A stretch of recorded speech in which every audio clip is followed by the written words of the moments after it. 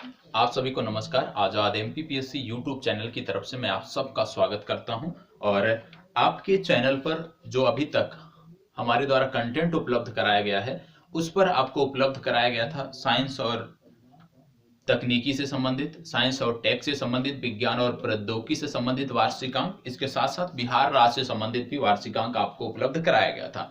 आज हम बात करने वाले हैं राष्ट्रीय घटनाक्रमों के बारे में। कल आपको मिल जाएगा अंतरराष्ट्रीय घटनाक्रम, खेल घटनाक्रम। तो इस प्रकार से आपकी परीक्षा के कम से कम 3 दिन पहले आपके सभी करंट अफेयर्स कंप्लीट करा दिए जाएंगे। वैसे बहुत सारी जगहों से आप पढ़ते होंगे तो थोड़ा अपना पढ़ाने का तरीका थोड़ा सा अलग है, तो शायद आप लोगों को पसंद है और अब पसंद किया भी जा रहा है। इसी वजह से मैं आपको राष्ट्रीय घटनाक्रम से जुड़ी हुई बातें आपको आज लेकर आया हूं आपके समक्ष। तो यदि अच्छा लगे तो प्लीज लाइक, शेयर और कमेंट अवश्य करिएगा। और आप सबके लिए एक मुहिम भी मैंने छेड़ी है, जिसकी बात अभी एक वीडियो आपको शेयर कर उसके बारे में मैं बता दूंगा, जो परीक्षा से संबंधित है। जो बिहार के परीक्षार्थी हैं उनको किस प्रकार की समस्याओं का सामना करना पड़ रहा है, जो उनके सेंटर 200 से 250 किलोमीटर की दूरी पर भेजे गए हैं उसके कारण, तो उसके लिए भी मैंने आवाज उठाई है। तो बाद में मैं उसकी चर्चा करूंगा। तो सबसे पहले, यदि करंट अफेयर्स अच्छा लगे तो please Azad MPPSC YouTube channel को सब्सक्राइब अवश्य करिएगा। वहां पर आपको मेरे द्वारा प्रत्येक सोमवार को या मंगलवार को, दोनों दिनों में से किसी एक दिन में आपको प्रत्येक सप्ताह में एक दिन करंट अफेयर्स विशेषांक दिया जाता है, जो आगामी परीक्षाओं के लिए महत्वपूर्ण होता है। और जब आप साप्ताहिक करंट अफेयर्स अध्ययन करते हैं तो वार्षिकांक से आप रिवीजन कर लेते हैं और चीजें आपकी बेहतर हो जाती हैं। तो सबसे पहले आज हम बात करने वाले हैं राष्ट्रीय घटनाक्रम की। और राष्ट्रीय घटनाक्रम में जो हम बात करने वाले हैं, विशेष रूप से राष्ट्रीय घटनाक्रम में हम बात करेंगे सबसे पहले आज कि परिवहन से संबंधित क्या घटनाक्रम हुए हैं पूरे एक वर्ष में, जो आपकी परीक्षाओं के लिए महत्वपूर्ण है। तो परिवहन से संबंधित हम घटनाक्रम अभी देखने वाले हैं राष्ट्रीय घटनाक्रम के अंतर्गत। तो सबसे पहले आप जानते हैं एक राष्ट्रीय राजमार्ग है 19, जिसके बारे में क्या घटनाक्रम हुआ था कि भारतीय प्रधानमंत्री जो है, इन्होंने हंडिया है, एक स्थान है प्रयागराज में, तो हंडिया से लेकर राजा तालाब, और राजा तालाब आपको वाराणसी में मिलेगा। तो हंडिया से लेकर राजा तालाब जो स्थान है, हंडिया से लेकर राजा तालाब स्थान के बीच 6 लेन जो एनएच आपका, मैंने बोला नेशनल हाईवे 19, राजमार्ग 19 जो आपका है, राष्ट्रीय राजमार्ग 19 जो आपका है, उसके एक छोटे से खंड, क्योंकि ये हाईवे बहुत बड़ा है तो इसके एक छोटा सा खंड है हंडिया से राजा तालाब के बीच, दूसरे शब्दों में कह लीजिए प्रयागराज से वाराणसी के बीच। तो इसको उद्घाटन किया गया है, इसका उद्घाटन किया गया प्रधानमंत्री द्वारा। तो आपसे पूछा जा सकता है कि नेशनल हाईवे 19 या NH 19 राजमार्ग 19 के किस खंड का उद्घाटन भारतीय प्रधानमंत्री ने किया है? तो हंडिया से राजा तालाब के बीच किया है, दूसरे शब्दों में प्रयागराज से लेकर वाराणसी तक के खंड का उद्घाटन इन्होंने किया है। और जैसे ही बात आ रही नेशनल हाईवे की, तो आप जानते हैं NHAI एक संस्था है जो इसका विनियमन, एक प्रकार से आप कह लीजिए, इनका रख रखाव करती है। इनसे संबंधित समस्त जो भी आप देखते होंगे कि जो भी हमारे हाईवे बनती है उसका निगमन करती है, उस पर नियंत्रण करती है, बनाती है। समस्त प्रकार के जो हाईवे हैं वो NHAI के अंतर्गत आते हैं। और जैसे ही NHAI की बात हुआ, नेशनल हाईवे की बात हुआ, तुरंत आपको याद आना चाहिए कि भारत का पहला निर्माण क्षेत्र है, भारत का पहला निर्माण क्षेत्र है जो 100% डिजिटल हो गया है। तो याद रखिएगा, 100% डिजिटल होने वाला भारत का पहला निर्माण क्षेत्र है NHAI, जिसके बारे में आपको पता होना चाहिए। चलिए आगे बात करते हैं अगले टॉपिक की। अगला टॉपिक है, आप जानते हैं केरल राज्य के बारे में आपने सुना होगा। तो केरल में देश की पहली सौर ऊर्जा चालित लघु ट्रेन लॉन्च हुई है। केरल राज्य है आपका, केरल राज्य में क्या लॉन्च हुआ है? पहली सौर ऊर्जा संचालित लघु ट्रेन, सौर ऊर्जा संचालित लघु ट्रेन, ठीक है। तो याद रखिएगा, भारत की पहली लघु ट्रेन जो सौर ऊर्जा संचालित है, इसको देश में पहली बार कहां पे लॉन्च किया गया? केरल राज्य में लॉन्च किया गया। ये आपको पता होना चाहिए कि लघु ट्रेन, कम दूरी तक यात्रा करने वाली ट्रेन जो सौर ऊर्जा से संचालित हो रही है, पहली बार उसकी लॉन्चिंग केरल राज्य में हुई है। ये आपको पता होना चाहिए। और जैसे ही बात केरल की आती है, कुछ चीजें आपको पता होना चाहिए। जैसे SDG जो इंडेक्स आया था, SDG सेकंड जो इंडेक्स आया था, या 2.0 जो इंडेक्स आप कह सकते हैं, इसमें राज्यों की जो संयुक्त रैंकिंग आई थी उसमें केरल टॉप पे था। केरल इसमें टॉप पर था। ये आपको पता होना चाहिए कि SDG 2.0 की जो रैंकिंग जारी हुई है उसमें केरल प्रथम स्थान पर है। ये भी आपको पता होना चाहिए। इसके अतिरिक्त केरल के बारे में आपको बता दें, केरल राज्य एक ऐसा राज्य है भारत का जिसने सब्जियों के मूल्य निर्धारित कर दिए हैं। तो सब्जियों का न्यूनतम मूल्य निर्धारित करने वाला, सब्जियों का न्यूनतम मूल्य निर्धारित करने वाला भारत का जो पहला राज्य है वो केरल है, ये भी आपको पता होना चाहिए। इसके अतिरिक्त आपको बता दें कि केरल राज्य सरकार ने CFL और फिलामेंट के जो बल्ब मिलते थे उनको प्रतिबंधित कर दिया है। तो भारत का पहला राज्य बना है जिसने CFL और फिलामेंट को प्रतिबंधित कर दिया है, ये भी आपको पता होना चाहिए। इसके साथ साथ केरल के संबंध में आपको पता होना चाहिए कि भारत का जो पहला महिला व्यापार केंद्र खोला गया है, भारत का पहला महिला व्यापार केंद्र ये भी केरल राज्य में खोला गया है, ये भी आपको पता होना चाहिए कि भारत का पहला महिला व्यापार केंद्र यह भी केरल में खुला है, इसके बारे में भी आपको जानकारी होनी चाहिए। ठीक है, तो हम परिवहन की बात कर रहे थे। परिवहन की बात करते करते हमने देखा कि किस तरह से केरल में पहली बार या देश की पहली जो सौर ऊर्जा संचालित लघु ट्रेन है उसका भी शुभारंभ केरल में किया गया। तो केरल के बारे में हमने देख लिया। अब आप जानते हैं कि असम का एक स्थान है जिसको बोलते हैं जोगीघोपा। जोगीघोपा एक स्थान है, शायद आपने पढ़ा होगा, यह असम राज्य में है, असम का स्थान है।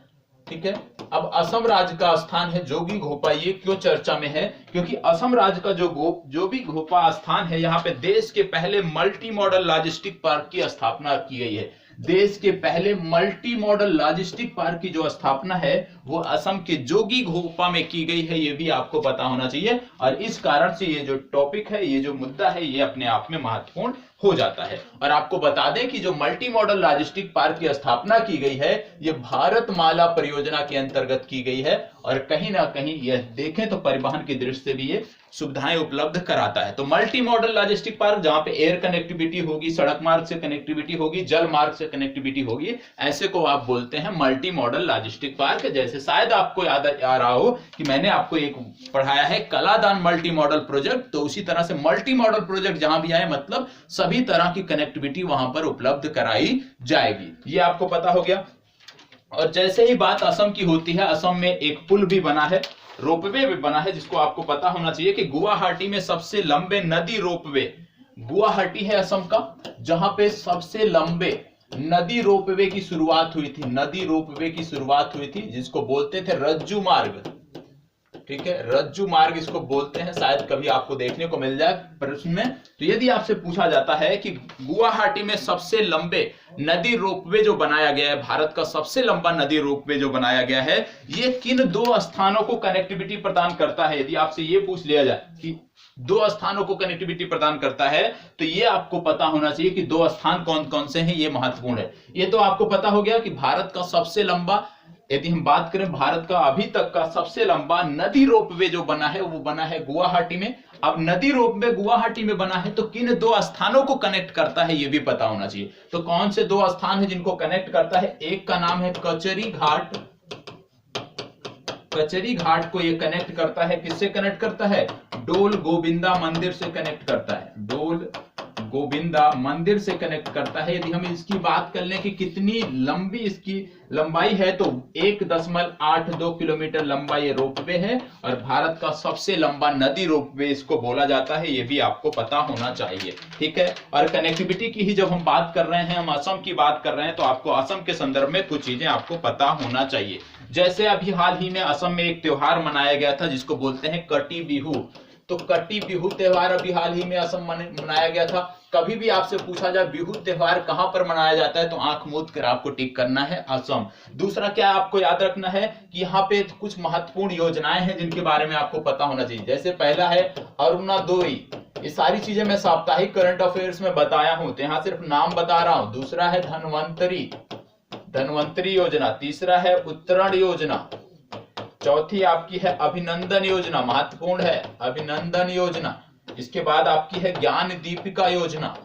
तो ये कुछ योजनाएं हैं असम की जो परीक्षा में पूछी जा सकती हैं। अरुणोदय, धनवंतरी, उत्तरण, अभिनंदन और ज्ञानदीप योजना। इसके साथ साथ आपको पता होना चाहिए कि भारत का एक शास्त्रीय नृत्य सत्रिया, जो सत्रिया नृत्य है वो असम से संबंधित है, ये भी आपको पता होना चाहिए। और यह भी आपको पता होना चाहिए कि असम में एक स्थान है मंगलदोई।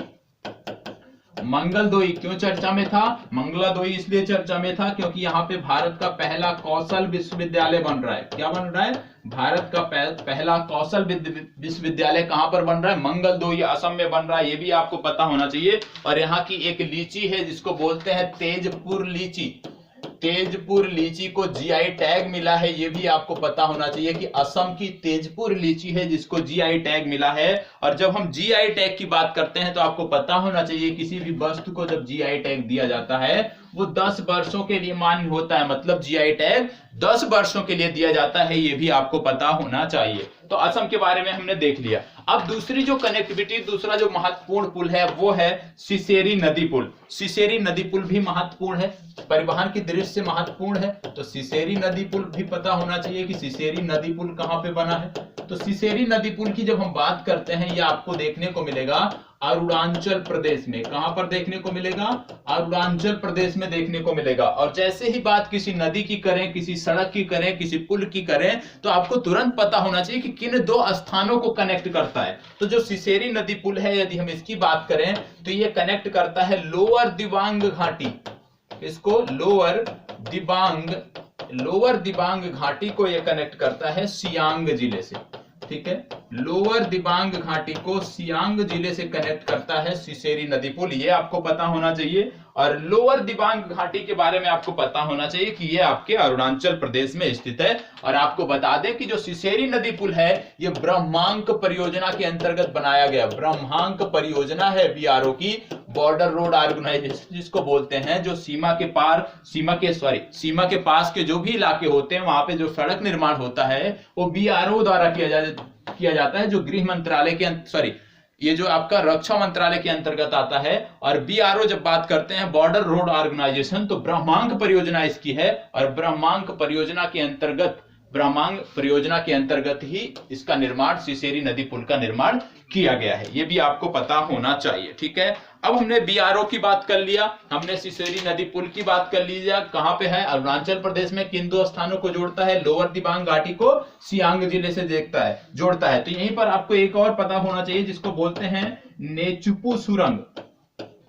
नेचुपू सुरंग भी यहीं पर बनी है। और ये आपसे पूछी जा सकती है कि नेचुपू जो सुरंग है जो 450 मीटर लंबी है, ये किस राज्य में बनी है? तो ये भी अरुणाचल प्रदेश में बनी है, ये भी आपको पता होना चाहिए। ठीक है, इसके बाद जब हम सुरंग की बात कर रहे हैं, हम पुल की बात कर रहे हैं परिवहन से संबंधित, तो आपको पता होना चाहिए कि अटल टनल भी बना है। अटल टनल भी बना है। अब अटल टनल बना है तो अटल टनल कहां पर बना है ये भी आपको महत्वपूर्ण है, पूछा जा सकता है। तो अटल टनल जो बना है ये बना है हिमाचल प्रदेश में।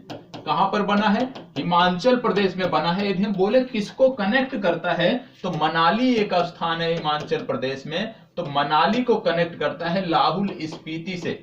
लाहौल स्पीति वैली है उसको मनाली से कनेक्ट करता है, ये आपको पता होना चाहिए। और यदि आपसे पूछा जाए कि ये जो अटल टनल बनी है ये किस सुरंग ये जो सुरंग है अटल टनल या अटल सुरंग आप बोल दीजिए, यह किस दर्रे से होकर जाती है, तो आपका जवाब होना चाहिए कि यह रोहतांग दर्रे से जाती है, ये भी आपको पता होना चाहिए, दर्रा भी आपको पता होना चाहिए। तो रोहतांग दर्रा पता होना चाहिए। दूसरा, 10,000 फीट की ऊंचाई पर यह स्थित है। तो 10,000 फीट की ऊंचाई पर स्थित होने वाली यह दुनिया की सबसे लंबी सुरंग भी है। अटल सुरंग 10,000 फीट की ऊंचाई पर स्थित होने वाली दुनिया की सबसे लंबी सुरंग भी है, ये भी आपको पता होना चाहिए। ठीक है, इसके साथ साथ आप जानते हैं कि यहाँ पे जोजिला टनल भी बना है।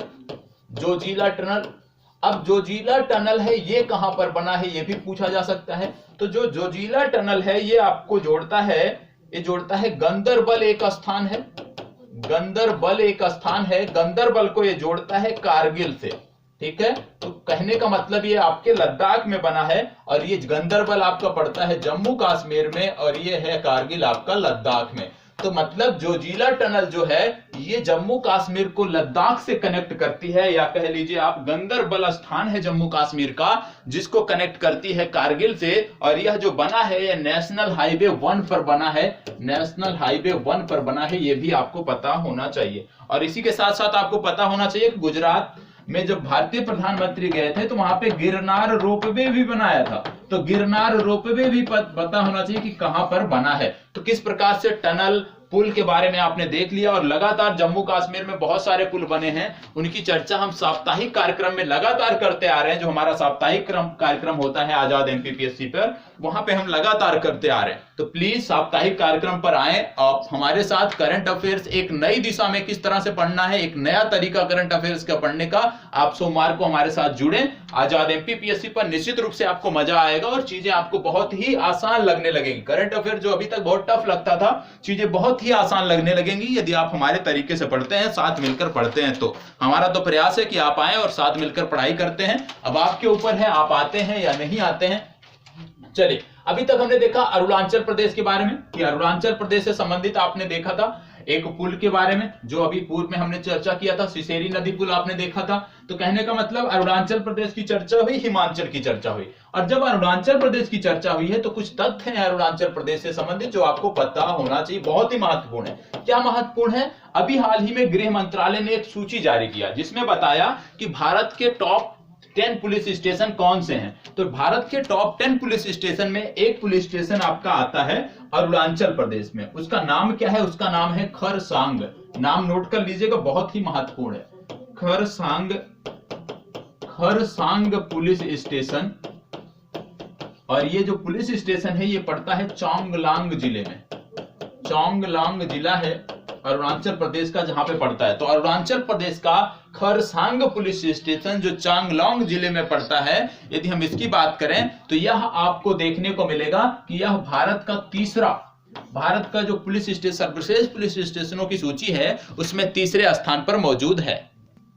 जब हम बात करते हैं कि दूसरे स्थान पर कौन सा पुलिस स्टेशन है तो आपको देखने को मिलेगा AWPS सुरमंगलम पुलिस स्टेशन। ये तमिलनाडु का है जो सर्वश्रेष्ठ पुलिस स्टेशनों की सूची में दूसरे स्थान पर है। और जब हम बात करते हैं पहले स्थान पर कौन सा है, तब आता है नोंगपोक सेमकई पुलिस स्टेशन। और नोंगपोक सेकपई जो पुलिस स्टेशन है ये आपको देखने को मिलेगा थौबल जिले में, और थौबल जिला पड़ता है मणिपुर में। तो ये तीनों लेटेस्ट है, ये आपको पता होना चाहिए कि पहले स्थान पर कौन सा पुलिस स्टेशन है, दूसरे स्थान पर कौन सा है, तीसरे स्थान पर कौन सा है, क्योंकि बहुत ही महत्वपूर्ण घटनाक्रम होते हैं भाई। पूरे भारत के 10 सर्वश्रेष्ठ पुलिस स्टेशनों की सूची निकाली जाती है और उसमें भी टॉप 3 तो आपको पता होना चाहिए कि किस राज्य से संबंधित है। तो याद रखिए, खरसांग पुलिस स्टेशन चांगलांग जिला अरुणाचल प्रदेश, दूसरा AWPS Suramangalam police station Tamil Nadu, तीसरा है नोंगपोक सेमकई पुलिस स्टेशन, ये आपके थौबल में पड़ता है, मणिपुर में पड़ता है। ठीक है, चलिए आगे बढ़ते हैं। और अरुणाचल प्रदेश के बारे में और आपको बता दें कि देश की पहली सौर आधारित एकीकृत बहुग्राम जल आपूर्ति योजना,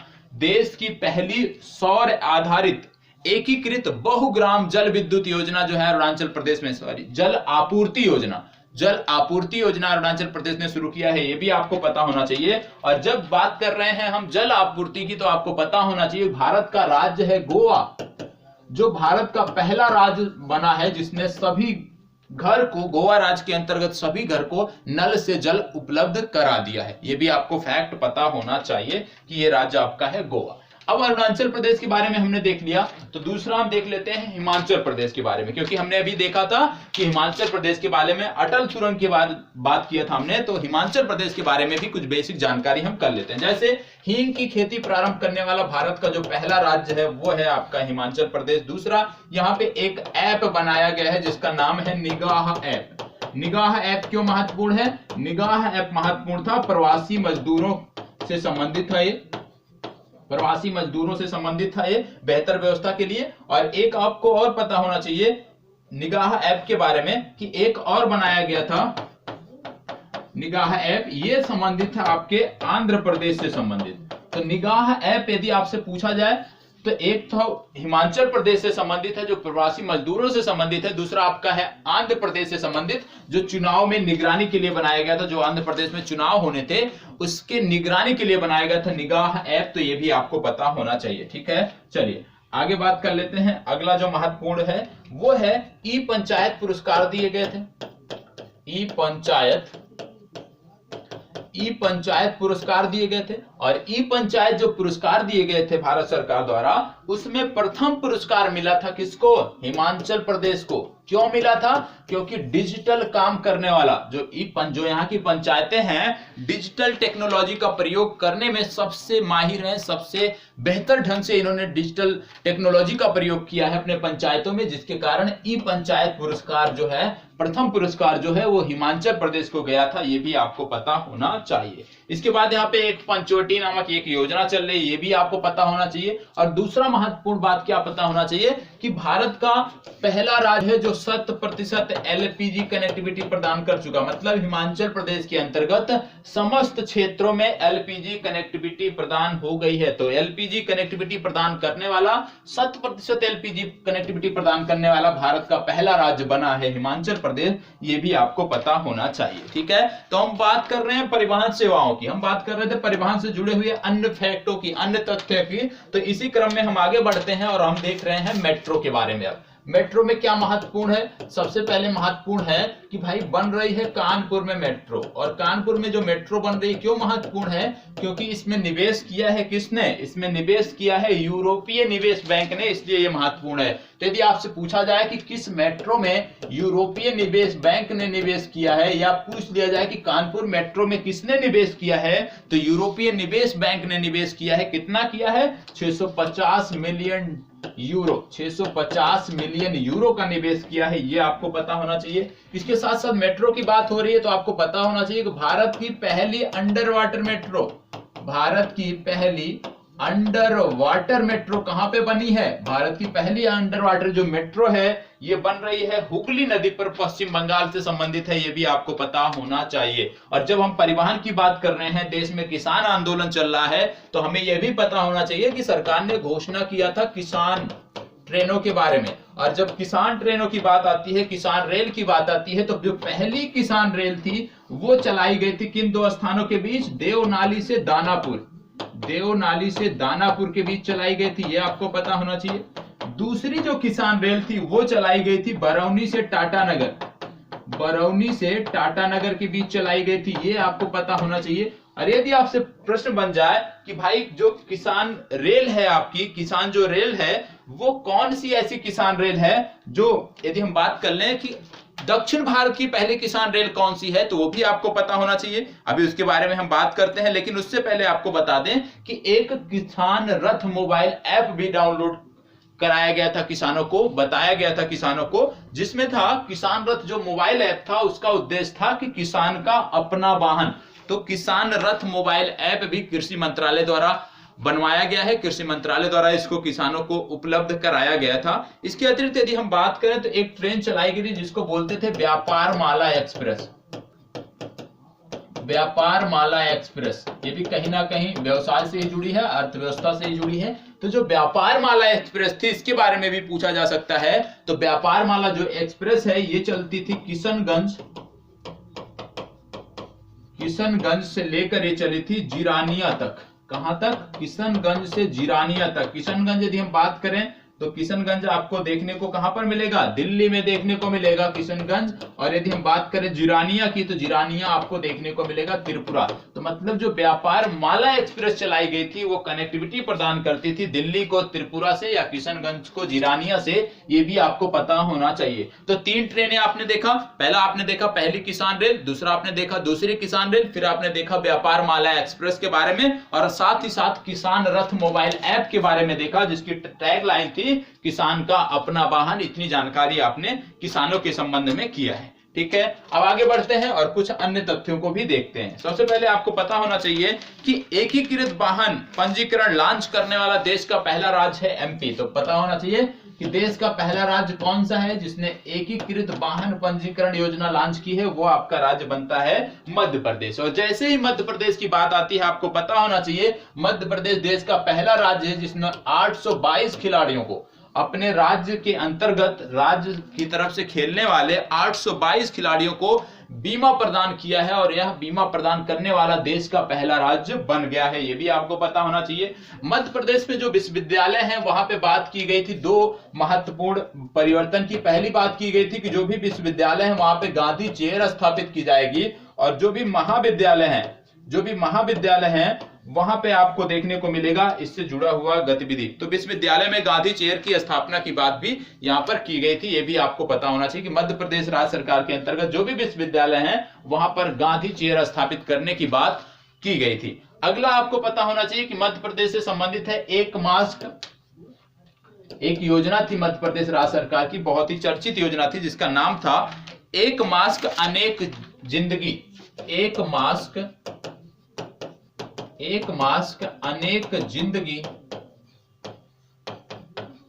एक मास्क अनेक जिंदगी जन जागरूकता अभियान, इसको शुरू किया था मध्य प्रदेश राज्य सरकार ने, ये भी आपको पता होना चाहिए। इसके अतिरिक्त जीवन शक्ति योजना, जीवन शक्ति योजना मध्य प्रदेश राज्य सरकार की योजना है। इसके साथ साथ आपको देखना है श्रम सिद्धि अभियान, ये भी मध्य प्रदेश ने शुरू किया था, श्रम सिद्धि अभियान। तो कुछ योजनाएं हैं मध्य प्रदेश से संबंधित जो आपको पता होना चाहिए, ठीक है। अब बात कर लेते हैं हम कुछ हवाई अड्डों के बारे में जो आपके लिए महत्वपूर्ण है। जैसे यदि आपसे पूछा जाए कि देश का पहला हवाई अड्डा कौन सा है जिसने सिंगल यूज प्लास्टिक मुक्त घोषित कर लिया है अपने आप को, तो देश का पहला हवाई अड्डा जो सिंगल यूज प्लास्टिक मुक्त हो गया है वो है आपका नई दिल्ली स्थित हवाई अड्डा, जिसको बोलते हैं इंदिरा गांधी एयरपोर्ट, अंतरराष्ट्रीय हवाई अड्डा, इंदिरा गांधी अंतरराष्ट्रीय हवाई अड्डा। दूसरा हवाई अड्डा कौन सा महत्वपूर्ण है, एक नया हवाई अड्डा आपने सुना होगा, नाम पहली बार शायद सुना होगा, मैंने भी पहली बार ही सुना था जब इसको पढ़ा था, ये है कुशक बकुला, कुशक बकुला रिनपोछे, कुशक बकुला रिनपोछे हवाई अड्डा। तो कुशक बकुला रिनपोछे हवाई अड्डा आपसे पूछा जा सकता है कि कहां पर है, तो कुशक बकुला रिनपोछे हवाई अड्डा आपको देखने को मिलेगा लद्दाख में, विशेषकर ये लेह में है। और ये चर्चा में क्यों था, क्योंकि अब इसकी जो सिक्योरिटी, जो सुरक्षा की जिम्मेदारी है वो CISF को दे दी गई है, इसलिए ये चर्चा में था, यह भी आपको पता होना चाहिए। इसके साथ साथ आपको बता दें कि कुशीनगर हवाई अड्डा है उत्तर प्रदेश में, उत्तर प्रदेश में एक स्थान है कुशीनगर, कुशीनगर में भी एक हवाई अड्डा है। ये क्यों महत्वपूर्ण है, क्यों चर्चा में है, क्योंकि इसके लिए सरकार ने यूपी में ये हवाई अड्डा है, इसके लिए भारत सरकार ने श्रीलंका से निमंत्रण किया है, क्योंकि श्रीलंका में भी बौद्धों की संख्या पर्याप्त है और कुशीनगर जो है ये कम से बौद्ध सर्किट जो है उसके अंतर्गत आता है। तो कुशीनगर जो है ये बौद्ध से जुड़ा हुआ स्थान है, तो इसके लिए भारत सरकार ने श्रीलंका से निवेदन किया है कि कुशीनगर जो एयरपोर्ट है वहां पर भी श्रीलंका से कनेक्टिविटी उपलब्ध कराइए, मतलब श्रीलंकन जो एयरबेज हैं वो कुशीनगर तक डायरेक्ट फ्लाइट भेजें, इसके लिए भारत सरकार ने श्रीलंका से निवेदन किया है। तो आपसे पूछा जा सकता है कि कुशीनगर हवाई अड्डा कहां पर है, किस राज्य में है, तो इसके लिए भी आपको तैयार रहना है, ठीक है। तो इस तरह से आपको देखें तो बहुत ही महत्वपूर्ण जानकारी अभी तक आपने देखी है। अब आगे बढ़ते हैं और बात करते हैं हरियाणा राज्य से संबंधित कुछ महत्वपूर्ण चीजों की। जैसे हरियाणा राज्य के बारे में सबसे पहले यह पता होना चाहिए कि हरियाणा राज्य है देश का पहला राज्य है कह सकते हैं जिसने अपने यहाँ के जो निजी क्षेत्र हैं उसमें 75% सीटें जो है अपने लोकल के लोगों को, स्थानीय लोगों के लिए आरक्षित करने की बात की है, आरक्षण दिया है, यह आपको पता होना चाहिए।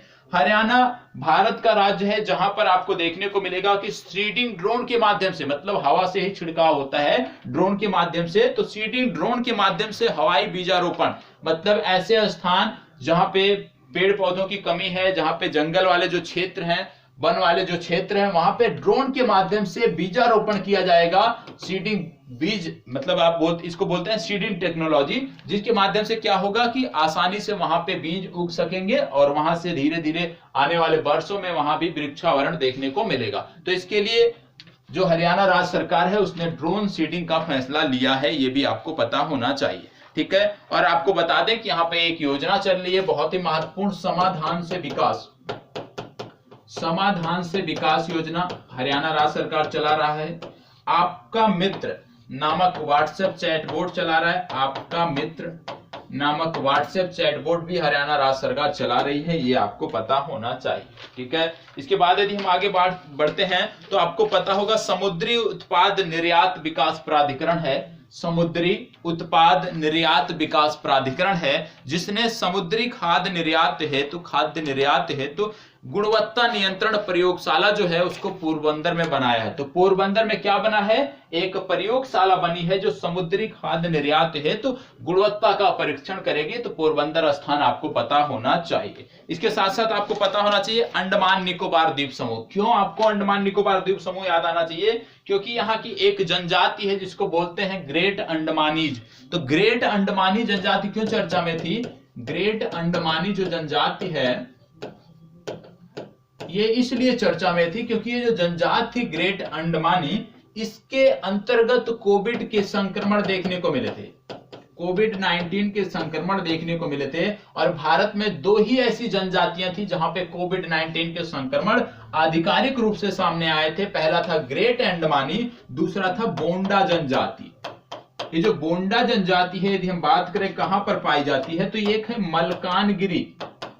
सिलेरू नदी आपने सुना होगा, यहां पर भी एक पुल बना था और मैंने बार बार जब भी उड़ीसा की बात होती थी साप्ताहिक करंट अफेयर्स में, मैं बार बार बात करता था। मलकानगिरी घोर नक्सल प्रभावित जिला है उड़ीसा का और यहीं पर ये जनजाति रहती है जिसको बोलते हैं बोंडा जनजाति। तो बोंडा जनजाति जो मलकानगिरी उड़ीसा से संबंधित है, दूसरा ग्रेट अंडमानी जनजाति जो अंडमान निकोबार से संबंधित है। इन दोनों जनजातियों में कोविड के मामले सामने आए थे, ये आपको पता होना चाहिए। और जब बात करते हैं अंडमान निकोबार की, तो आपको पता होना चाहिए यहाँ पे कुछ अन्य जनजातियां हैं, जैसे जारवा।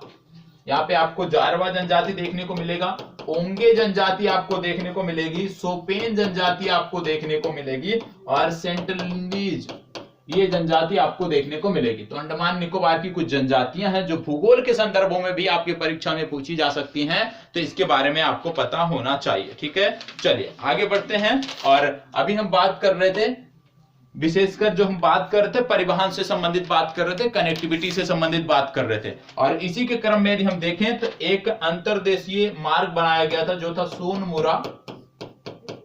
इसको भी मैंने साप्ताहिक करंट अफेयर्स में कवर किया था। सोनमुरा से दाऊदकांडी, सोनमुरा से दाऊदकांडी के बीच अंतरदेशीय प्रोटोकॉल जलमार्ग बनाया गया था। और ये जो दोनों स्थान है ये अपने आप में महत्वपूर्ण है, क्योंकि इसमें जो स्थान है एक है त्रिपुरा में, त्रिपुरा को ये बांग्लादेश से जोड़ता है। ये जो जल मार्ग है सोनमुरा से दाऊदकांडी, ये जोड़ता है त्रिपुरा को जोड़ता है बांग्लादेश से। ठीक है, तो ये आपको पता होना चाहिए कि सोनमुरा दाऊदकांडी जो जलमार्ग है किसको जोड़ता है, त्रिपुरा को बांग्लादेश से जोड़ता है। यदि हम बात करें कि किस नदी पे है, तो जो त्रिपुरा में है ये आपका है गोमती नदी पर। त्रिपुरा में तो ये गोमती नदी पर है और बांग्लादेश में ये जो जलमार्ग है ये मेघना नदी पर है। ये भी आपको पता होना चाहिए, गोमती नदी त्रिपुरा में और मेघना नदी बांग्लादेश में, जहां पर ये जलमार्ग आपको देखने को मिलता है। और जैसे ही बात बांग्लादेश की करते हैं, आपको कुछ बंदरगाह याद आने चाहिए, जैसे चट्टग्राम, मोंगला। क्यों याद आना चाहिए? जो हमारे साथ रेगुलर जुड़े हैं उनको याद हो गया होगा कि भारत को कस्टम फ्री सुविधा उपलब्ध कराई गई थी इन 2 बंदरगाहों पर, और ये आपको पता होना चाहिए। चटगांव और मोंगला आपको पता होना चाहिए, बहुत ही महत्वपूर्ण है भारत के संबंध में। और जैसे ही बात बांग्लादेश की हो रही है, आपको पता है वर्ष 2020 समाप्त होने वाला है, इसको बांग्लादेश ने मुजीब वर्षों के रूप में मनाया था। मुजीब वर्षों के रूप में क्यों? क्योंकि शेख मुजीबुर जो रहमान थे उनकी 100वीं वर्षगांठ थी। इस अवसर पर इसको मुजीब वर्षों के रूप में मनाया गया है वर्ष 2020 को बांग्लादेश में। बांग्लादेश की यदि हम बात करें तो इसके साथ हम एक सैन्य अभ्यास करते हैं जिसका नाम है संप्रीति। तो संप्रीति सैन्य अभ्यास भी आपको पता होना चाहिए। और जो भी महत्वपूर्ण सैन्य अभ्यास है उनकी चर्चा हम अंतरराष्ट्रीय जब संबंध पढ़ेंगे तो वहां पे आपको बताया जाएगा। मतलब कल की वीडियो में जो सैन्य अभ्यास से संबंधित चर्चा होगी वो कर ली जाएगी और किसी भी प्रकार से आपका छूटेगा नहीं। अब संप्रीति के साथ साथ एक और सैन्य अभ्यास महत्वपूर्ण है जिसका नाम है कौकाज। क्यों महत्वपूर्ण था? क्योंकि जो कौकाज सैन्य अभ्यास था इससे बाहर हो गया था भारत ने इससे अपने आप को बाहर कर लिया था और ये सैन्य अभ्यास रूस में संपन्न होना था और भारत इससे बाहर हो गया था। तो ये भी आपको पता होना चाहिए। ठीक है, चलिए आगे बात कर लेते हैं भारतीय पुरातत्व सर्वेक्षण विभाग की। आप जानते हैं भारतीय पुरातत्व सर्वेक्षण जो है उसके 7 नए सर्किल बनाए गए थे और ये जो 7 नए सर्किल हैं ये अपने आप में महत्वपूर्ण हैं। पहला इसमें था त्रिची। पहला जो है ये है त्रिची। त्रिची कहां पे है? ये है तमिलनाडु में। दूसरा आपका है हम्पी। हम्पी कहां पे है? कर्नाटक में। तीसरा जो सर्किल बना है वो है रायगंज। रायगंज कहां पर है? पश्चिम बंगाल में। चौथा जो बना है वो है जबलपुर। जबलपुर कहां पर पड़ता है? मध्य प्रदेश में। और पांचवा जो बना है वो है राजकोट। राजकोट कहां पर पड़ता है? गुजरात में। और छठवां यदि हम बात करें कहां पे है और सातवां यदि हम बात करें कहां पे है तो दोनों यूपी में है। यूपी के कहां पर है? पहला है झांसी और दूसरा है मेरठ। तो आपको पता होना चाहिए कि भारतीय पुरातत्व सर्वेक्षण के जो 7 नए सर्किल हैं वो किन किन स्थानों पर है, किन किन राज्यों में है, ये आपको पता होना चाहिए। ठीक है, चलिए आगे बात करते हैं। अगला हमें देखना है कि भारत छोड़ो आंदोलन क्यों महत्वपूर्ण है। आप जानते हैं भारत छोड़ो आंदोलन की 78वीं वर्षगांठ मनाई गई है। और 78वीं यदि वर्षगांठ मनाई गई है तो भारत छोड़ो आंदोलन जो आप देखते हैं इतिहास की दृष्टि से महत्वपूर्ण हो जाता है। अब भारत छोड़ो आंदोलन से संबंधित जो भी घटनाक्रम होंगे, इसकी पृष्ठभूमि वो आप अच्छे से तैयार करके जाइएगा, इतिहास के संदर्भ में पूछा जा सकता है। थोड़ी जानकारी आप यहां भी कर सकते हैं, जैसे 8 अगस्त को भारत छोड़ो आंदोलन की 78वीं वर्षगांठ मनाई गई थी। और आप जानते हैं कि भारत छोड़ो आंदोलन की जो शुरुआत हुई थी, प्रारंभ जो हुआ था ग्वालियर टैंक मैदान से शुरू हुआ था। ग्वालियर टैंक मैदान आपका कहां पे पड़ता है? मुंबई में पड़ता है। यदि हम बात करें कब इसका आयोजन हुआ था, तो 8 अगस्त 1942 को इसका आयोजन हुआ था, ये आपको पता होना चाहिए। इसी दिन से भारत छोड़ो आंदोलन प्रारंभ किया गया था। ठीक है, चलिए आगे बात कर लेते हैं। अगला जो टॉपिक है वो है नई पुलिस नियमावली तैयार करने वाला भारत का पहला राज्य कौन सा है, दूसरा राज्य कौन सा है। तो नई पुलिस नियमावली, लगातार पुलिस सुधारों की बात हो रही है, तो नई पुलिस नियमावली लागू करने वाला, बनाने वाला भारत का दूसरा राज्य है आपका गुजरात। अभी गुजरात ने हाल ही में बनाया है नई पुलिस नियमावली। यदि हम बात करें पहला राज्य कौन सा है, तो पहला राज्य आपका है आंध्र प्रदेश। तो याद रखिएगा, नई पुलिस नियमावली बनाने वाला पहला राज्य है आंध्र प्रदेश, दूसरा राज्य है गुजरात। इन दोनों राज्यों के अलावा अभी तक किसी भी राज्य ने नई पुलिस नियमावली पे कार्य नहीं किया है। हालांकि सुप्रीम कोर्ट का सख्त आदेश था कि इस पर कार्य किया जाए। ठीक है, चलिए आगे बढ़ते हैं और बात कर लेते हैं गोवा से संबंधित। गोवा से संबंधित अभी आपने देखा था कि गोवा जो है 100%, गोवा राज्य के अंतर्गत 100% जल से, नल से जल उपलब्ध हो गया है। कोई भी क्षेत्र ऐसा नहीं है जहां पे नल से जल की सुविधा ना उपलब्ध हो। भारत का एकमात्र ऐसा राज्य है, यह भी आपको पता होना चाहिए। और गोवा की यदि हम बात करते हैं तो यहाँ पे एक खाजा मिठाई होती है, खाजा एक मिठाई होती है। इसके साथ साथ यहाँ पे एक आती है हरमल मिर्च, हरमल मिर्च के साथ यहाँ पे आती है मोयरा केला। तो खाजा मिठाई, हरमल मिर्च और मोयरा केला, इन तीनों को जीआई टैग दिया गया है गोवा से संबंधित, और आपको पता होना चाहिए। जीआई टैग के बारे में एक चीज और पता होना चाहिए कि पहला जीआई टैग किसको दिया गया था, पहला जीआई टैग प्राप्त वस्तु कौन सा है। तो पहला जो जीआई टैग दिया गया था वो दार्जिलिंग चाय को दिया गया था। ये भी आप नोट डाउन कर सकते हैं कि पहला जीआई टैग दार्जिलिंग चाय को दिया गया है। और जो जीआई टैग दिया जाता है 10 वर्षों के लिए मान्य होता है। अभी पूर्व में मैंने इसकी चर्चा किया था। ठीक है, चलिए आगे बात कर लेते हैं। अगला है राष्ट्रीय जनजातीय अनुसंधान सम्मेलन। तो राष्ट्रीय जनजातीय अनुसंधान सम्मेलन का आयोजन 2020 में नई दिल्ली में किया गया था। और यदि हम बात करें हमारे जनजातीय कार्य मंत्री कौन हैं, तो अर्जुन मुंडा हमारे इस विभाग के मंत्री हैं। और यदि हम बात करें अर्जुन मुंडा और किस क्षेत्र से जुड़े हुए हैं, तो भारतीय तीरंदाजी संघ है जिसके प्रमुख भी हैं अर्जुन मुंडा। इनका जो क्षेत्र है वो है खुंटी संसदीय क्षेत्र से चुने जाते हैं और वर्तमान समय में केंद्र में जनजातीय कार्य मंत्री हैं। ये भी आपको पता होना चाहिए। ठीक है, चलिए अब बात कर लेते हैं एनवायरमेंट से संबंधित कुछ महत्वपूर्ण चीजें कर लेते हैं। बात कर लेते हैं वन्य जीव अभ्यारण्य से संबंधित, राष्ट्रीय उद्यान से संबंधित कुछ बात करनी है हमें, जिसके बाद हम आगे बढ़ेंगे। इसके बाद हम सूचकांक भी आज देखने वाले हैं, कुछ महत्वपूर्ण सूचकांक भी देखने वाले हैं। ठीक है, चलिए आगे बात कर लेते हैं। सबसे पहले आप जानते हैं कि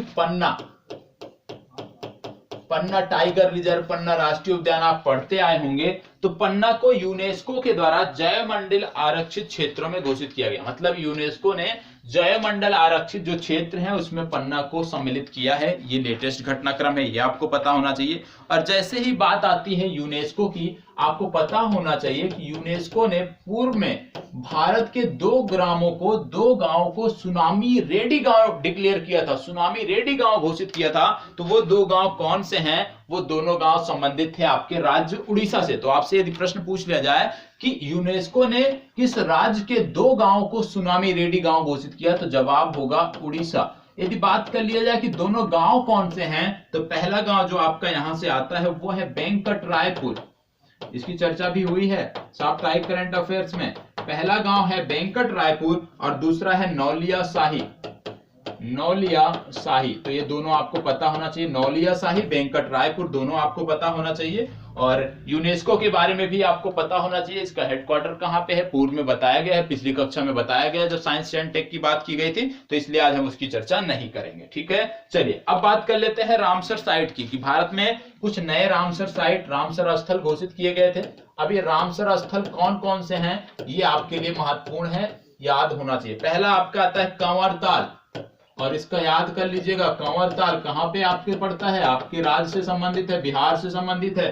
दूसरा है आसन कंजर्वेशन रिजर्व, आसन कंजर्वेशन रिजर्व, ये आपको पता होना चाहिए, ये कहां पे है, उत्तराखंड में पड़ता है। तीसरा आपको पता होना चाहिए सुर सरोवर, सुर सरोवर कहां पे पड़ता है, यूपी में पड़ता है, ठीक है, ये आपको पता होना चाहिए। फिर आता है लोनार झील, लोनार झील कहां पे, उल्कापातीय झील है, कहां पे है, महाराष्ट्र में है, ठीक है। अब यदि हम बात करें तो भारत में वर्तमान समय में कुल 41 रामसर साइट हैं, और ये जो नए बनाए गए हैं इनके बारे में आपको पता होना चाहिए। अब एक नेशनल पार्क भी नया बना है जिसका नाम है Raimona national park. Raimona national park कहां पे है, रायमोना नेशनल पार्क, ये आपको असम में देखने को मिलेगा, ये भी आपको पता होना चाहिए। और जैसे ही असम की बात करते हैं आपको याद आना चाहिए पोबा रिजर्व फॉरेस्ट था, यहाँ पे पोबा रिजर्व फॉरेस्ट था जिसको वन्य जीव वाइल्ड लाइफ सेंचुरी डिक्लेयर कर दिया गया है। और यहीं पर एक वाइल्ड लाइफ सेंचुरी थी जिसका नाम था देहिंग पटकाई वन्य जीव अभ्यारण्य, जिसको राष्ट्रीय उद्यान के रूप में परिणित कर दिया गया है। इतनी जानकारी आपको होनी चाहिए, ठीक है। चलिए अब एक चीज और बता देते हैं कि मानव हाथी टकराव लगातार कुछ राज्यों में बढ़ रहा है, तो मानव हाथी टकराव को रोकने के लिए एक पोर्टल बनाया गया था जिसका नाम था राष्ट्रीय पोर्टल सुरक्षा, मतलब सुरक्षा नाम से एक पोर्टल बनाया गया है जिसका उद्देश्य था मानव हाथी टकराव को रोकना, ये भी आपको पता होना चाहिए। और पूर्व में शायद आपको याद हो कि राजस्थान में जो सांभर झील है वहां पे बहुत सारे पक्षियों की मौत भी हुई थी, तो पूछा जा सकता है कि किस भारत के किस झील में प्रवासी पक्षियों की मौत हुई थी हजारों की संख्या में, तो वो आपका है सांभर झील, जो आपको पता होना चाहिए। तो इन्वायरमेंट की दृष्टि से, पर्यावरण की दृष्टि में जो भी मेरी नजरों में महत्वपूर्ण घटनाक्रम थे उनकी चर्चा कर लिया है। यदि कुछ बचा होगा तो आपका साप्ताहिक में कवर हो जाता है, साप्ताहिक देखना आपका जरूरी है। यदि आप अभी तक नहीं देखते थे तो कोई बात नहीं, इस परीक्षा के बाद, ये परीक्षा आप दे लीजिए, इसके बाद आप हमारे साथ रेगुलर हो जाइए साप्ताहिक रूप से। और निश्चित रूप से करंट अफेयर्स में यदि आप साप्ताहिक करते हैं कहीं भी आपको भटकने की जरूरत नहीं पड़ेगी। चलिए अब स्वास्थ्य संबंधित बात कर लेते हैं। कुछ स्वास्थ्य से संबंधित क्या बात करना है, सबसे पहले स्वास्थ्य सुरक्षा अभियान, एक अभियान शुरू हुआ था स्वास्थ्य सुरक्षा अभियान, जो छत्तीसगढ़ द्वारा शुरू किया गया था, छत्तीसगढ़ राज्य सरकार ने शुरू किया था। तो याद रखिएगा स्वास्थ्य सुरक्षा अभियान छत्तीसगढ़ राज्य सरकार ने शुरू किया। दूसरा एनीमिया मुक्त भारत सूचकांक जारी हुआ था, एनीमिया मुक्त भारत सूचकांक। और जो एनीमिया मुक्त भारत सूचकांक जारी हुआ था इसमें जो टॉप पे राज्य था वो था हरियाणा, ये भी आपको याद होना चाहिए कि हरियाणा राज्य जो है एनीमिया मुक्त भारत सूचकांक में टॉप पर है। तीसरा आपको पता होना चाहिए मेडबोट नामक एक ट्रॉली, रिमोट नियंत्रित ट्रॉली विकसित की गई थी, किसके द्वारा, भारतीय रेलवे द्वारा कोविड के संबंध में विकसित की गई थी कि जैसे कोविड के जो मरीज होते हैं डॉक्टर या नर्स उनके संपर्क में ना आए तो उनको आवश्यक सामग्री उपलब्ध कराने के लिए मेडबोट नामक एक ट्रॉली भारतीय रेलवे द्वारा विकसित की गई थी, ठीक है। इसके अतिरिक्त पोस्ट कोविड कोच, जब विस्तार हो रहा था कोविड का बड़ी तेजी से, तो पोस्ट कोविड कोच भी बनाए गए थे, किसके द्वारा, कपूरथला रेल फैक्ट्री के द्वारा भी ये कोच बनाए गए थे, ये भी आपको पता होना चाहिए। आरोग्य पथ पोर्टल बनाया गया है, आरोग्य पथ पोर्टल बनाया गया है, किसके द्वारा बनाया गया है, CSIR के द्वारा बनाया गया है, ये आपको पता होना चाहिए। इसके साथ साथ आपको पता होना चाहिए कि भारतीय औषधि कोष को मान्यता देने वाला विश्व का पहला देश है अफगानिस्तान। अफगानिस्तान ने कुछ ही महीनों पूर्व भारतीय औषधि कोष को मान्यता दिया है, ये भी आपको पता होना चाहिए। इसके अतिरिक्त एक अभियान चल रहा है सुपोषित माँ अभियान, बहुत ही महत्वपूर्ण है, कुपोषण से संबंधित है, सुपोषित माँ अभियान। और सुपोषित जो माँ अभियान है ये गर्भवती महिलाओं के साथ साथ किशोरियों को कवर करता है, और इसमें 17 किलोग्राम जो पोषक तत्व हैं, जो पोषक तत्व नहीं कह सकते, जो पोषक आहार हैं, 17 किलोग्राम जो पोषक आहार हैं वो प्रत्येक महिला को, प्रत्येक किशोरी को उपलब्ध कराए जाते हैं। और इसका लक्ष्य होता है कि महिला और की जो गर्भवती महिलाएं हैं और जो किशोरियां हैं उनमें कुपोषण की समस्या को दूर किया जाए। और यदि हम बात करें कि इसको क्रियान्वित करने वाला मंत्रालय कौन है, तो महिला एवं बाल विकास मंत्रालय द्वारा इसका क्रियान्वयन किया जा रहा है, ये भी आपको पता होना चाहिए। इसका उद्देश्य क्या हो गया, कुपोषण मुक्त बनाने का इसका उद्देश्य है। अगला आपका आता है NIRF रैंकिंग है, अभी आप पढ़ेंगे। NIRF रैंकिंग में जो मेडिकल संस्थान थे, मेडिकल संस्थानों में, चिकित्सा श्रेणी के संस्थानों में एम्स दिल्ली टॉप पर था, ये भी आपको पता होना चाहिए। ठीक है, चलिए आगे बात करते हैं। आगे कुछ अन्य तथ्य हैं, कुछ सूचकांक हैं जिनकी हमें बात करनी है। ठीक है, यहाँ पे मैं प्रयास किया हूं कि ज्यादा से ज्यादा चीजें आपकी क्लियर हों, ज्यादा से ज्यादा चीजें आपकी कवर हों। कुछ चीजें इसमें ऐसी थी जो साप्ताहिक करंट अफेयर्स में जिसकी चर्चा नहीं की गई थी, तो उसको ज्यादा समग्र रूप से यदि हम उसको देखें तो ज्यादातर चीजें ऐसी हैं जिसकी साप्ताहिक करंट अफेयर्स में चर्चा नहीं की गई थी। ठीक है, क्योंकि बहुत बड़ा टॉपिक हो जाता है राष्ट्रीय घटनाक्रम पूरे एक वर्ष का, तो अपनी तरफ से पूरा प्रयास किया है कि चीजें आपको बेहतर मिले। और यदि कोई साप्ताहिक रेगुलर देखता रहा है और यहां से कर लेता है तो निश्चित रूप से आप कह सकते हैं कि 100% आपका कवर हो गया है। चलिए अब सूचकांक की बात कर लेते हैं। कुछ प्रमुख सूचकांक हैं जो आपके संदर्भ में हैं, महत्वपूर्ण है, नोट आपको करते जाना है। सबसे पहले आप जानते हैं फॉरेस्ट एंड ट्री कवर से जुड़ा हुआ एक सूचकांक आया था कि भारत में वनावरण से संबंधित फॉरेस्ट एंड ट्री कवर, और इसमें आपको बताया गया था कि सबसे ज्यादा यदि हम देखें तो 24%, 24.56% पर वन और वृक्षावरण भारत में देखने को मिलता है।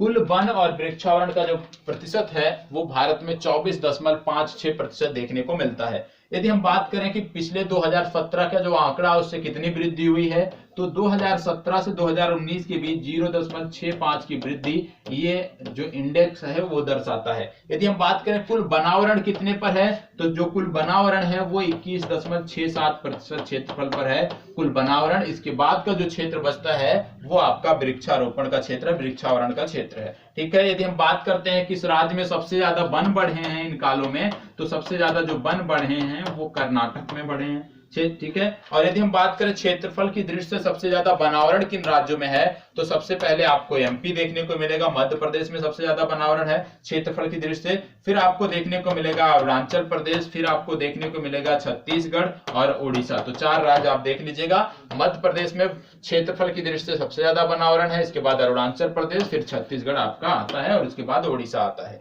दूसरा प्रश्न बनता है कि प्रतिशतता की दृष्टि से, प्रतिशत की दृष्टि से सबसे ज्यादा वनावरण कहां पे है, तो पहला राज्य आपका आता है मिजोरम। मिजोरम में यदि हम देखें तो 85.41% क्षेत्र पर वन है। दूसरा राज्य आपका आता है मेघालय। मेघालय में यदि हम देखें तो आपको देखने को मिलेगा 76.33% क्षेत्र पर वन है। तीसरा आपको देखने को मिलेगा मणिपुर। मणिपुर में क्या देखने को मिलेगा, मणिपुर में देखने को मिलेगा कि 75.46% क्षेत्र पर वन है। और इसके बाद आपको देखने को मिलेगा नागालैंड।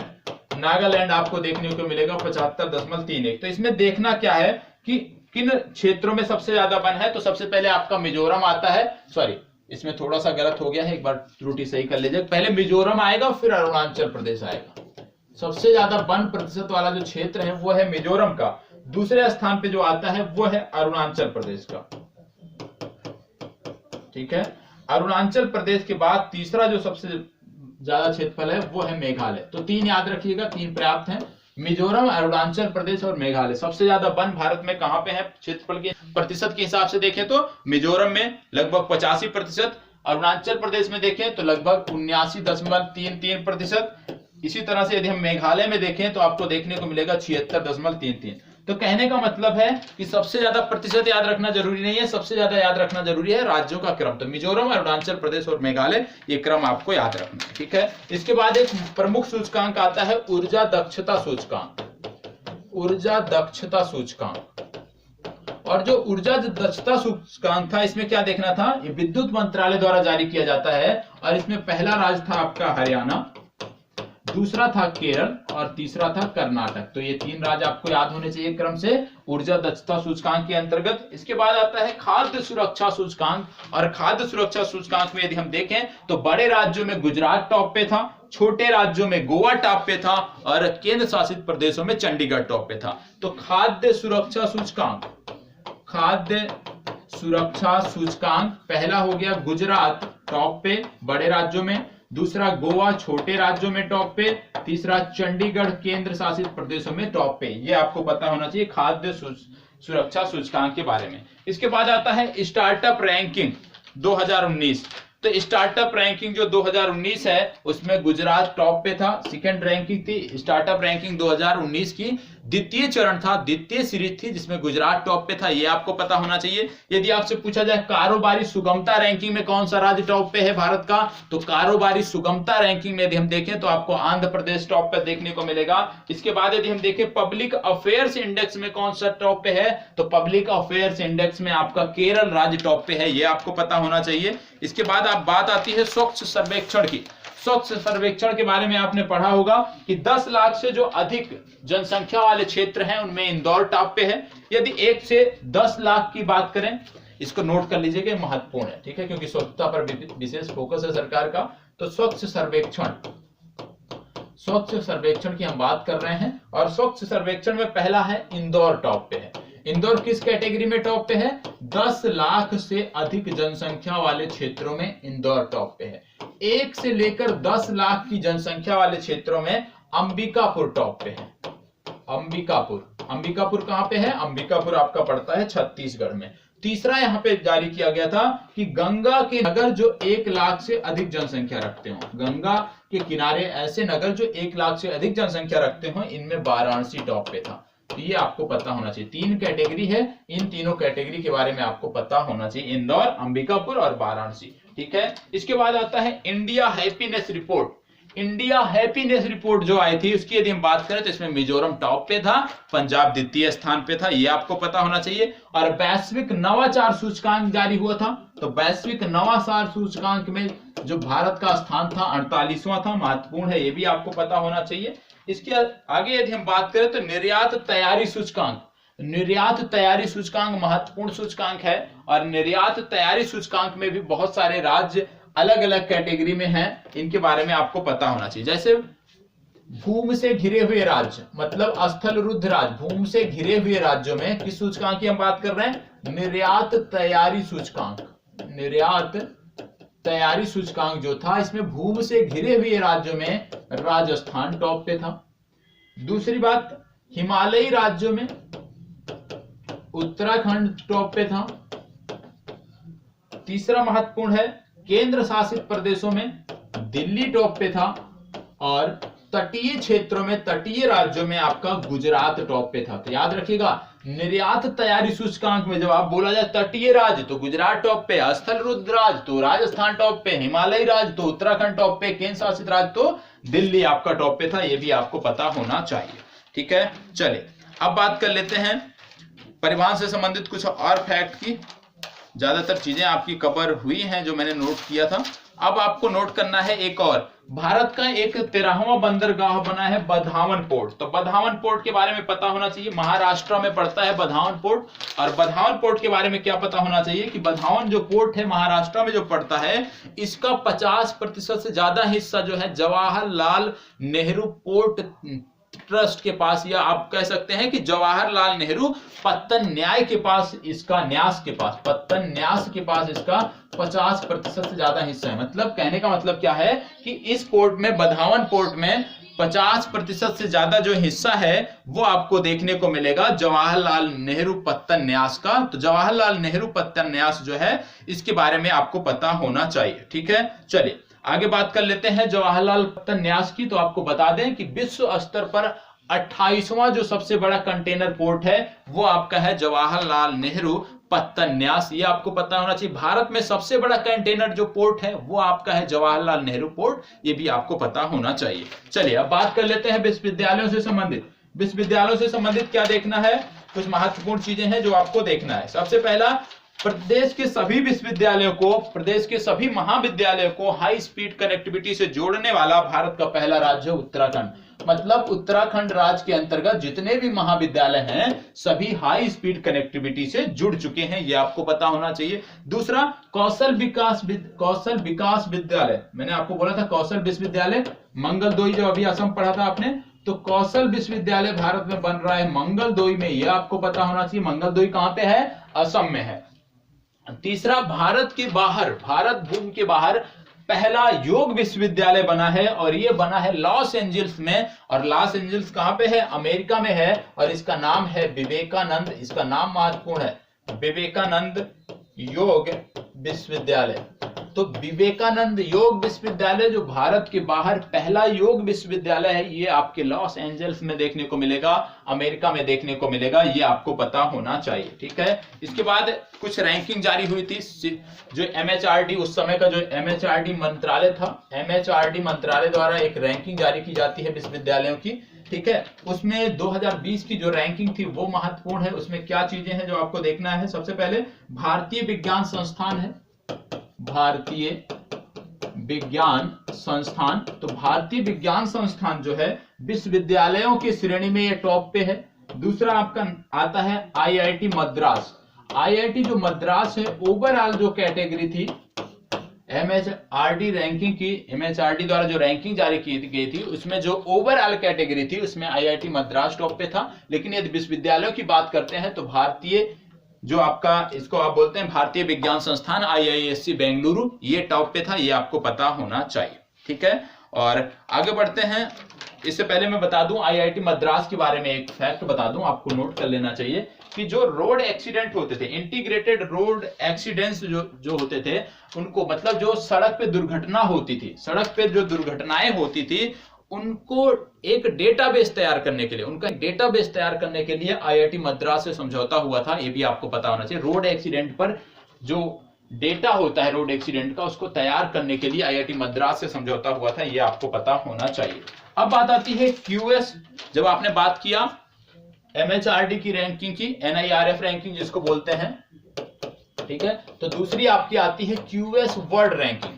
तो क्यूएस वर्ल्ड रैंकिंग की जो एशिया रैंकिंग थी उसमें हम देखें तो भारत के जो विश्वविद्यालय हैं जिनमें था IIT Bombay, IIT Bombay top पे था। टॉप का मतलब विश्व में, एशिया में 34वें स्थान पे था, लेकिन भारत में ये टॉप पे था। तो यदि आपसे पूछा जाए कि क्यूएस एशिया रैंकिंग में भारत की कौन सा विश्वविद्यालय टॉप पर है, तो इसका उत्तर है आईआईटी बॉम्बे। वैश्विक स्तर पर यदि हम एशिया के स्तर पर देखें, एशिया क्षेत्र में देखें तो 34वें स्थान पे है। भारत की तरफ से देखें तो पहले स्थान पे है। यदि हम बात करें कि इस रैंकिंग में, क्यूएस एशिया रैंकिंग में कौन सा संस्थान पहले स्थान पे है, तो आपको याद करना पड़ेगा सिंगापुर विश्वविद्यालय इसमें पहले स्थान पे था। तो राष्ट्रीय घटनाक्रम से जुड़ी हुई जो भी चीजें थी, जो भी फैक्ट थी, जितना मुझे लगता था कि आपके लिए पर्याप्त है, हो जाना चाहिए इसमें। यदि आपने पूरी की वीडियो देखी है तो उतना मैंने अपनी तरफ से पूरा प्रयास किया है आपके लिए बेहतर देने का।